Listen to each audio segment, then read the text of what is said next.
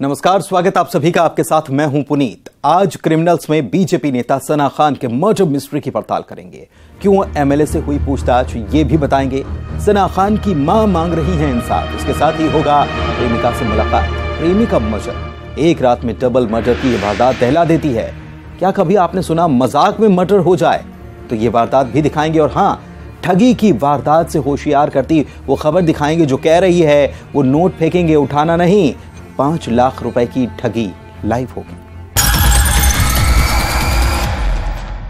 BJP नेता सना खान की murder mystery अब तक मिस्ट्री ही बनी हुई है। हत्यारा गिरफ्तार हो चुका है। इस मामले में 5 आरोपियों की गिरफ्तारी हुई। आरोपी अमित साहू को लेकर एमएलए से पूछताछ भी हुई, लेकिन सवाल यही है कि आखिर सना खान की लाश है कहां? क्या नदी में बह गया सुराग? मां मांग रही है इंसाफ।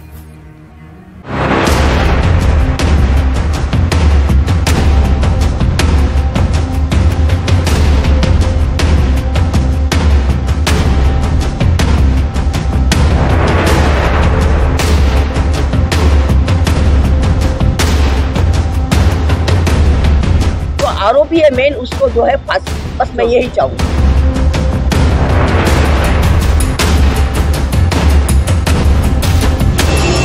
23 दिन अधूरी तलाश।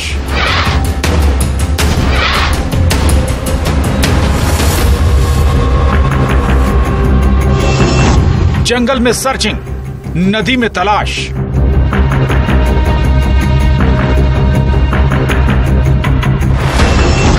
क्या बह गया सुराग? सना खान की लाश कहां है? मां मांगे इंसाफ, हत्यारे को फांसी दो। तो आरोपी है मेन, उसको जो है फांसी, बस मैं यही चाहूंगा। सलाखों में कातिल और कितने राज। बीजेपी नेता सना खान की हत्या को 23 दिन हो गए हैं, लेकिन 23 दिन बाद भी सना खान की लाश का सुराग पुलिस को नहीं मिला है। मृतका सना की मां बस यही फरियाद कर रही है, आखिर उनकी बेटी की लाश कब मिलेगी? बेटी को इंसाफ कब मिलेगा? मैं बस यही चाहती हूँ कि मेरी बच्ची की जो 24 दिन हो गए डेड बॉडी मिले, और जो आरोपी है वो पुलिस को गुमराह कर रहा है। क्योंकि अगर वो बोलता है कि हिरन नदी में मैंने फेंका हूँ, तो कैसी भी हो वो डेड बॉडी जो है थोड़ा थोड़ा उसका कुछ न कुछ प्रूफ आता है। एक डेड बॉडी मिली है, उसका डीएनए के लिए गया है, बट अभी अगर पुलिस को गुमराह कर रहा है तो ये महाराष्ट्र पुलिस है जिसका डंका पूरा इंडिया में बजता है। और ये महाराष्ट्र पुलिस जे तह तक के जाएंगी, आरोपियों के खुलासे होंगे, डेड बॉडी भी मिलेंगी। मुझे भरोसा है अपने पुलिस प्रशासन पे, न्यायपालिका पे, और अगर इसमें जो भी इन्वॉल्व होंगे उसको कड़ी से कड़ी सजा मिले। इस high profile murder mystery case में जबलपुर के ढाबा संचालक अमित साहू पर हत्या का इल्जाम लगा, जिसने पुलिस के सामने अपना जुर्म कबूल किया। आरोपी अमित साहू के अलावा 4 और आरोपी गिरफ्तार हुए, जिसमें किसी आरोपी पर हत्या का राज छुपाने का आरोप है, तो किसी पर सना के मोबाइल को ठिकाने लगाने का आरोप। सूत्रों की माने तो आरोपी कमलेश पटेल पर सना के मोबाइल को ठिकाने लगाने का आरोप है, जिससे एक मोबाइल बरामद भी हुआ। उसमें हम इन्वेस्टिगेशन चालू है, और इन्वेस्टिगेशन में जो हमको जरूरत पड़ रही है कि किस किस के स्टेटमेंट ले रहे हैं, हम स्टेटमेंट ले रहे हैं। इस मर्डर मिस्ट्री में 9 अगस्त को अमित साहू की गिरफ्तारी हुई थी। 23 दिन में 5 गिरफ्तारियां हुई। इसी बीच जब जबलपुर में तेंदुखेड़ा से कांग्रेस विधायक संजय शर्मा को नागपुर पुलिस ने पूछताछ के लिए बुलाया, तो सब हैरान रह गए थे। विधायक संजय शर्मा से आरोपी अमित साहू के बारे में पूछताछ की गई। संजय शर्मा का कहना है कि ना तो वो सना को जानते हैं, ना ही इस हत्याकांड से उनका कोई लेना देना है। में जो मर्डर कांड हुआ है उसके बारे में जानकारी चाहिए थी उनको। जो मुलजिम है वो पहले हमारे यहाँ कई 10-15 साल पहले पर काम करता था, परिचित था, इसलिए उसके बारे में जानकारी पूछना थी। जब बात होगी बता दी उनको। इस कांड से हमारा कोई लेना देना नहीं है, ना इनको पहले 5-7 साल से कभी ये मिला है। काम छोड़ने के बाद, अभी घटना के बाद मिला था, उसके बाद कोई जानकारी नहीं दी। अमित साहू उनके यहाँ पहले काम करता था, जिसे लेकर पूछताछ की गई। अरे अमित साहू हमारे यहाँ का कर्मचारी था, पहले काम करता था। उन्होंने तो हमको सहकार्य किया है, इतना ही बोल सकता हूँ। आप फिर कब बुलाया गया उनको? जरूरत पड़ेगी तो बुला सकते हो कभी भी। इन 23 दिन की तहकीकात में मीडिया में ये खबर भी आई कि 50 लाख का लेन देन का मामला था। अमित साहू और सना के बीच इसी लेन देन को लेकर विवाद हुआ था, लेकिन मृतका सना खान की मां ने साफ कर दिया कि 5 लाख के लेन देन की बात थी। तो आज वो हालात जानने के लिए कैसा हुआ क्या हुआ इसके लिए मुझे बुलाया। 2 अगस्त को सना खान की हत्या जबलपुर के राजुल टाउनशिप में अमित साहू ने की थी। हिरन नदी में लाश को ठिकाने लगाया था। सबसे बड़ा सवाल, लाश का सुराग अब तक पुलिस के हाथ में क्यों नहीं आया? सवाल है कि क्या नदी में बह गया सुराग? नागपुर से रवि गुलकरी और जबलपुर में पवन पटेल के साथ bureau report, news 18, Madhya Pradesh, Chhattisgarh. ये वो रात थी जब एक प्रेमी अपनी प्रेमिका से मिलने गया, लेकिन उसका कत्ल हो गया। मर्डर से पूरे इलाके में दहशत थी। इधर पुलिस एक कत्ल के केस की तफ्तीश कर रही थी और क्राइम सीन से थोड़ी दूर पर दूसरी लाश मिल गई। आखिर ये लाश किसकी थी?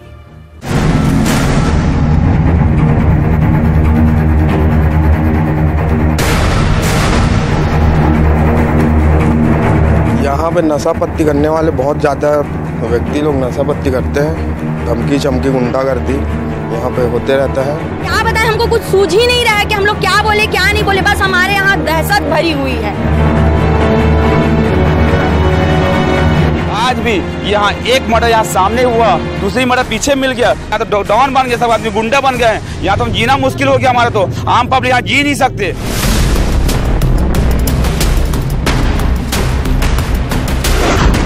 प्रेमिका से मुलाकात, प्रेमी का हुआ मर्डर।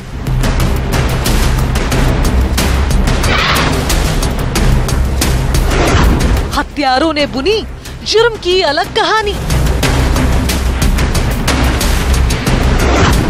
कहो कि तुम कातिल हो। उसने किया इनकार, फिर मिली उसकी लाश।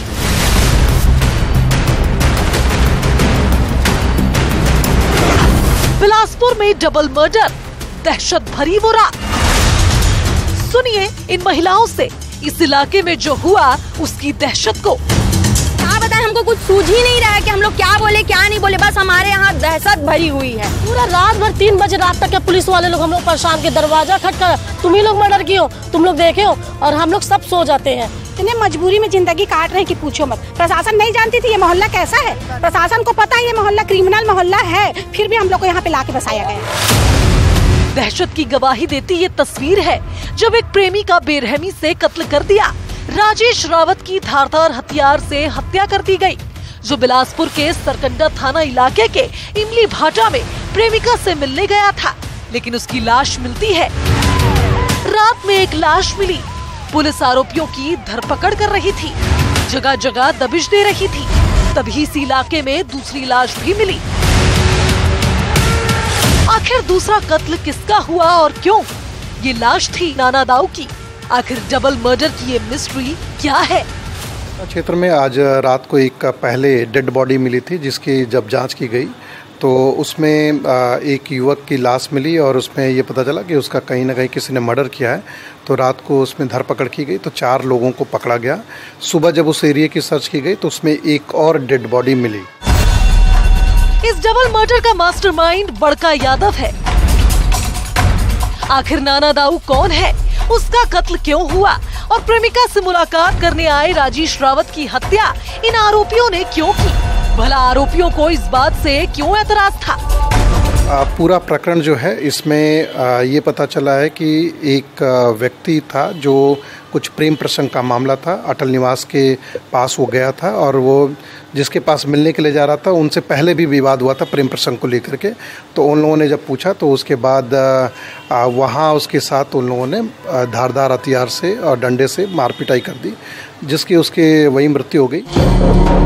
दरअसल राजेश रावत अपनी प्रेमिका से मिलने आया था, जिस बात पर इन लड़कों ने ऐतराज जताया कि तुम यहाँ क्यों आए हो।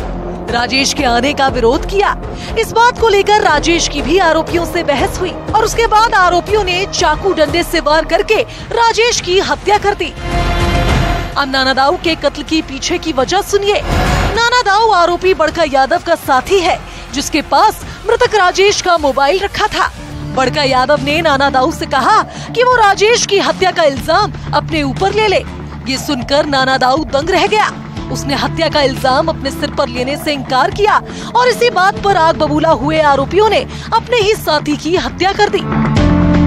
इसी बीच इनका जो एक आरोपी ही जो इनमें से था, उसको जो मुख्य आरोपी बड़का यादव है, उसने बोला कि इस प्रकरण की जिम्मेदारी लेने के लिए, जिससे उसने मना कर दिया। तो उसके साथ भी उसने मारपीट की, जो वहाँ से किसी तरह से भाग गया। कुछ दूर बाद कुछ दूर पे उसकी भी डेड बॉडी अभी सवेरे मिली थी।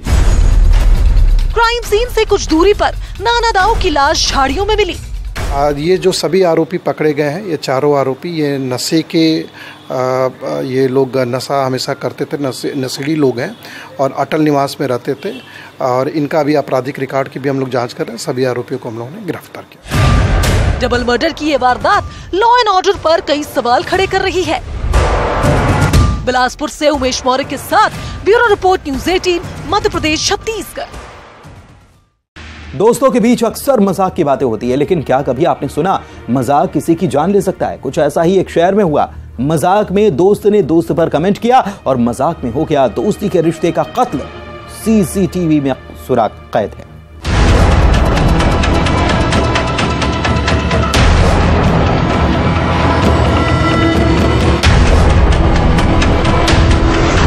कमेंट पर दोस्ती के रिश्ते का दी एंड।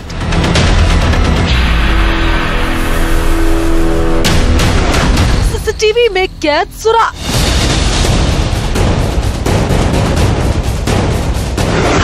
मुक्के से वार, वो हुआ खामोश।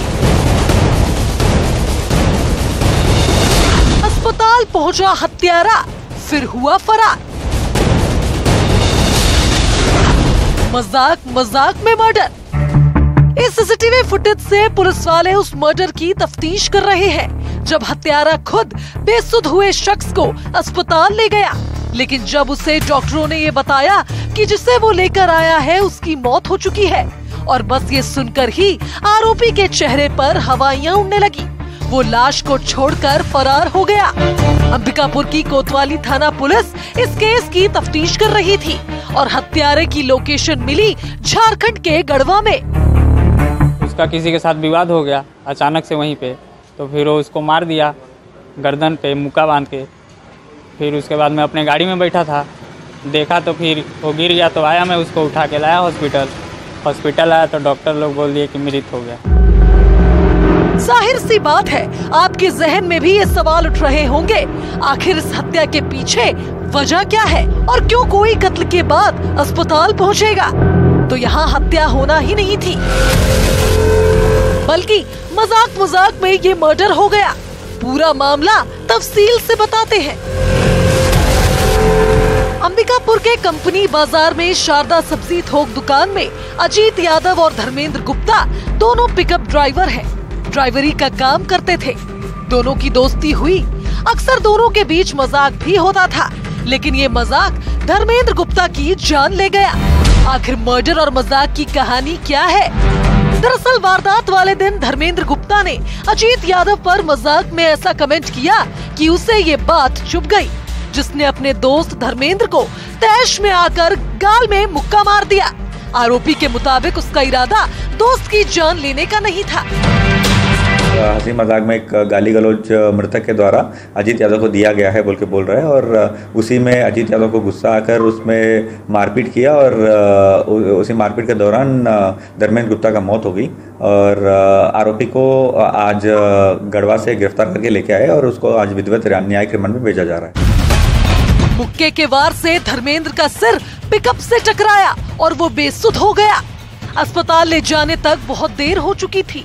हत्या की इस वारदात से परिवार में मातम छा गया। जब वो मारा था उसको लगा नहीं था कि वो मर गया है, बस वो बेहोश हो गया था। तो आरोपी अजीत यादव जो है वो खुद मृतक को हॉस्पिटल ले गया था, मिशन हॉस्पिटल, और वहाँ पे उसको मृत घोषित किया गया था। तो वहाँ से आरोपी फरार हो गया। दो दोस्तों की दोस्ती में एक मजाक ने डाल दी खूनी दरार। अंबिकापुर से श्रवण महंत के साथ bureau report, news 18, Madhya Pradesh, Chhattisgarh. वो नोट फेंकेंगे, उठाना नहीं। वो आपके मददगार बनेंगे। झांसे में आए तो समझ लीजिए कि चूना लग गया। अगर आपको हमारी बातों पर यकीन नहीं हो रहा तो गैंग की नोटों वाली चाल आप लाइव देखिए और होशियार हो जाए।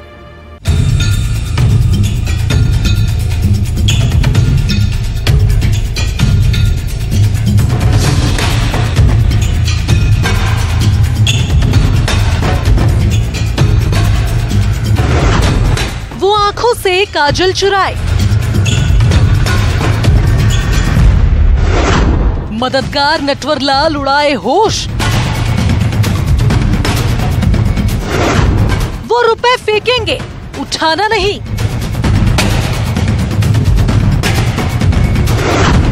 वो नोटों का जाल बुनेंगे, फंसना नहीं।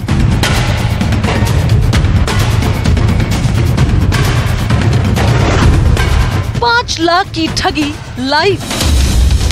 इस सीसीटीवी फुटेज को आप गौर से देखिए। कहीं ऐसा तो नहीं मददगार नटवरलाल आपको अपने झांसे में लेने की फिराक में हो।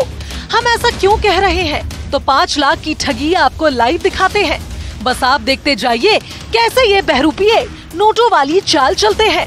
मुरैना के कोतवाली थाना इलाके के कोट रोड पे ये तस्वीर कैद हुई। स्कॉर्पियो आपको नजर आ रही होगी। कुछ लोग इस रास्ते से गुजर रहे हैं। सब कुछ सामान्य सा। आपने ये पूरी तस्वीर देख ली। क्या आपको पता चला यहाँ 5 लाख की ठगी हो चुकी है? तो फिर से ये फुटेज आपको दिखाते हैं। कार के ड्राइवर से ये शख्स कहता हुआ नजर आ रहा है कि आपके रुपए गिर गए हैं। ड्राइवर कार से बाहर आता है और नोट उठाने लगता है। नोट 10 रुपए, 50 रुपए और 100 रुपए के थे, जिसके बदले इन ठगों को मिले 5 लाख रुपए। तो एक आदमी वहाँ से निकला, उसने कहा आपके पैसे गिर गए हैं गाड़ी के नीचे। तो मैं जैसे ही गेट खोल के, गाड़ी चालू थी, गेट खोल के नीचे आया। नीचे आके मैंने वो पैसे उठाए और पैसे उठा के जैसे ही मैं स्टीयरिंग पे बैठा, मैंने गाड़ी आगे बढ़ाई तो उधर वाला गेट बंद हुआ। तो मैंने कहा ये गेट मैंने खोला नहीं था, गेट कैसे लगा है? जैसे ही मैंने पीछे मुड़ के देखा तो बैग नहीं था। अब दूसरा फ्रेम देखिए इसी सीसीटीवी का। ऐसी गैंग अपने शिकार को नोट फेंक कर बातों के जाल में फंसाती है। इस केस में भी ऐसा ही हुआ। नोट फेंकने का झांसा और इधर पिछली सीट पर रखे कार में नोटों से भरे बैग को ये शख्स आसानी से लेकर फरार हो गया। जब तक ड्राइवर को सच पता चलता तब तक बहुत देर हो चुकी थी। तो ऐसे ये गैंग आंखों से काजल चुराती है, वो भी शिकार के सामने। वीडियो आया है, उसमें कुछ लोग इस तरह की कार्रवाई को अंजाम देते दिख रहे हैं। संबंध में थाना प्रभारी से भी बातचीत हुई।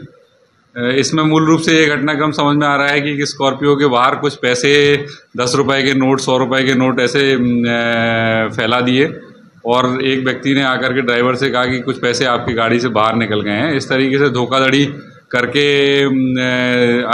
ये व्यक्ति जो है उसमें इन्वॉल्व हो गया ड्राइवर, और किसी दूसरे व्यक्ति ने आकर के पीछे से गाड़ी से बैग को उठाया। तो ये प्रथम दृष्टया जो है धोखाधड़ी का मामला प्रतीत हो रहा है। कुछ दूरी पर जब फरियादी का बैग मिला जिसमें कागजात थे लेकिन नोट गायब थे। बैग मुझे एक बंदे ने फोन किया जो रजिस्ट्री, उनने बैग कागज रोड पे बिखरे हुए पड़े थे। तो एक बंदे ने फोन किया, उमेश उपाध्याय, मुझे वो जानता था। तो उन्होंने कहा ये तो उमेश भाई साहब का बैग है, उनकी रजिस्ट्रियाँ हैं, मेरा आधार कार्ड भी था।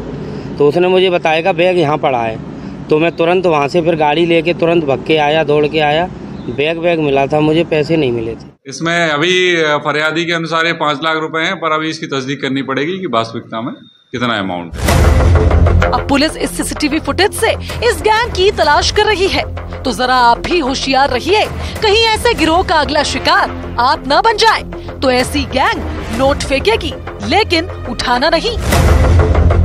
मुरैना से अमित शर्मा के साथ bureau report, news 18, Madhya Pradesh, Chhattisgarh. उसका सपना था वो कानून की जानकार बने। उसकी ख्वाहिश थी उसके कलम से इंसाफ की अलग जगह। वो लॉ की स्टूडेंट थी लेकिन अचानक से खामोश हो गई। जिसके हॉस्टल के वॉशरूम में मिली लाश। आखिर छात्रा की मौत की मिस्ट्री है क्या?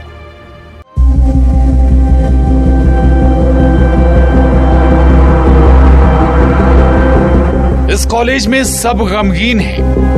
किसी को समझ नहीं आ रहा आखिर एक होनहार छात्रा की मौत कैसे हो गई। 22 साल की उर्वी भारद्वाज बिहार की रहने वाली थी। रायपुर के नवा रायपुर में HNLU यानी हिदायतुल्लाह लॉ यूनिवर्सिटी में 9वें सेमेस्टर की छात्रा थी। क्लास के बीच में उर्वी वॉशरूम गई, लेकिन फिर लौटी नहीं। दोस्तों को कुछ समझ नहीं आया। वॉशरूम के दरवाजे को नॉक भी किया, लेकिन कोई जवाब नहीं मिला। दोस्तों को अनहोनी की आशंका सताने लगी। अभी नहीं आई वॉशरूम से बाहर थोड़े कुछ समय तक, तो वो जाके नॉक करती हैं और अंदर से कोई आवाज़ या कोई हलचल नहीं होती। तो फिर वो साथ वाले वॉशरूम में कमोड के ऊपर खड़े होके ट्राई करते हैं कि शायद उनको कुछ पता चल सके कि अंदर क्या स्थिति है या क्या है। तो उनको दिखाई नहीं देता, तो अपना वो मोबाइल फ़ोन से वीडियो बनाते हैं दूसरी ओर, और उनको लगता है, उनको आइडेंटिफाई होता है कि कोई पर्सन जो है वो अनकॉन्शियस हालत में नीचे लेटा हुआ है। कॉलेज प्रबंधन को खबर दी गई। वॉशरूम के अंदर का जो मंजर था वो खौफनाक था। उर्वी की लाश वॉशरूम में मिली। उनमें से किसी ने भी ऐसा कोई लक्षण नहीं कहा कि इसका कोई वो मूड था ऐसा जिसमें कुछ ऐसा लगे कि ये कोई गलत कदम उठा सकती है या ऐसा कुछ भी। वो उनको ऐसा कुछ ऑब्जर्व नहीं हुआ। संदिग्ध परिस्थितियों में लाश मिली। दोस्तों की माने तो उर्वी ना तो उन्हें परेशान नजर आ रही थी, ना ही उसे देखकर ऐसा लग रहा था कि ऐसा कुछ हो जाएगा। दरवाजा अंदर से बंद था। उसकी सहेलियों ने जब देखा कि बहुत लंबे समय तक वो बाथरूम से बाहर नहीं आई, तो साइड के बाथरूम से जगह से उन्होंने अंदर देखा तो वो अचेतावस्था में पड़ी हुई थी। बाद में दरवाजा तोड़कर उसको बाहर निकाला गया। तो पुलिस को जो भी प्रथम दृष्टया जो भी अभी बात जो सामने आई है, पुलिस ने इस पे क्योंकि उसकी मृत्यु हुई है, पुलिस ने इसमें मर्ग कायम किया है और पुलिस आगे की मर्ग की जांच जारी रखी है। अब सबसे बड़ा सवाल ये कि आखिर उर्वी की मौत कैसे हुई। राखी थाना पुलिस मौत की मिस्ट्री की पड़ताल कर रही है। रायपुर से युगल तिवारी के साथ bureau report, news 18, Madhya Pradesh, Chhattisgarh. और अब कत्ल की वो वारदात जो यकीनन आपके होश उड़ा दे। एक शख्स की चाकू से वार करके हत्या की गई। कत्ल के पीछे था इंतकाम, जिस इंतकाम की गवाही सीढ़ियों पर खून के निशान दे रहे थे। कत्ल में कैद थी नाजायज रिश्ते की कहानी।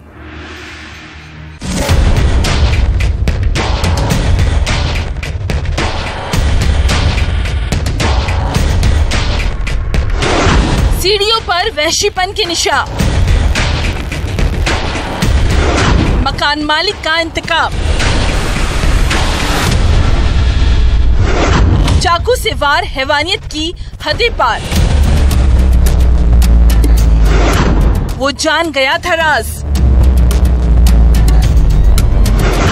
प्रेमी का मर्डर। इन सीढ़ियों पर वहशीपन के निशान हैं, जिन सीढ़ियों पर खून के ये दाग, ये धब्बे हैवानियत की गवाही दे रहे हैं। और अंदर पड़ी ये लाश, जिस शख्स के जिस्म पर कई चोटें हैं, जिस पर चाकू से कई वार किए गए। जिस तरह से वार हुआ उससे साफ था कोई है जो इससे बेइंतहा नफरत करता है। ग्वालियर की कंपू थाना पुलिस केस की तफ्तीश कर रही थी। आमको पहाड़ी पर शिवाजी नगर में राजेंद्र कुशवाहा की लाश मिली। एक मर्डर की घटना हुई है थाना कंपू क्षेत्र में, शिवाजी नगर है आमको में। इसमें एक सूचना मिली थी कि एक व्यक्ति की डेड बॉडी है। तो टीआई और सीएसपी जो है शियाज यहाँ पे मौके पे आए और ये सारी चीज़ों को देखा है। तो ये व्यक्ति के शरीर पे काफ़ी चोटों के निशान है। और ये जो घर है देवेंद्र राणा का है। देवेंद्र राणा को भी अभी पकड़ा है, उससे पूछताछ की जा रही है। हत्यारा भी इसी घर में मौजूद था, आरोपी देवेंद्र राणा। अब सवाल है कि आखिर राजेंद्र और देवेंद्र के बीच विवाद क्या था। दरअसल राजेंद्र कुशवाहा 7-8 महीने पहले यहाँ किराएदार था, जिसके अवैध संबंध मकान मालिक की महिला रिश्तेदार से बन गए थे। ये बेसिकली ये मामला इस तरह का कुछ अवैध संबंधों को लेके इनकी आज सुबह मारपीट हुई है, जिसमें सीढ़ी से लेके उसको घसीट के घर के अंदर ये लोग लेके गए हैं आरोपी और चाकू मारे हैं उसको। तो चाकू भी यहाँ मिला है और बारीकी से पूछताछ कर रहे हैं। एफएसएल की टीम वगैरह है, इसमें फिर फर्दर कर। राजेंद्र कुशवाहा उसी महिला से मिलने आया था, जिसे मकान मालिक ने देख लिया और उसके बाद जो हुआ वो दिल दहलाने वाला है। ग्वालियर में सुशील कौशिक के साथ bureau report, news 18, Madhya Pradesh, Chhattisgarh.